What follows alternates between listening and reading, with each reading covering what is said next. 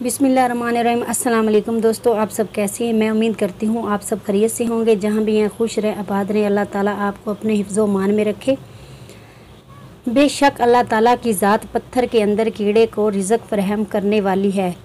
जिस तरह अल्लाह ताला की ज़ात ने इस भैंस को पानी के अंदर रिज़्क़ फराहम किया, सुबहान अल्लाह, माशाअल्लाह, अल्हम्दुलिल्लाह, अल्लाहु अकबर। अगर ये वीडियो ना बनती तो लोग इस बात का यकीन कभी ना करते। अल्लाह ताला की ज़ात गफूर रहीम है। हर बंदे को रिज़्क़ अल्लाह ताला ने देना है। मेरी दिली दुआ है अल्लाह ताला सलाब ज़िदगान की मदद फरमाए और अल्लाह ताला इनकी मुश्किलों को हल करे। अल्लाह ताला सलाब ज़िदगान को अपने हिफ्ज़ो अमान में रखे। जितना हो सके इनके लिए दुआ करे और जितना हो सके इनकी सपोर्ट करे।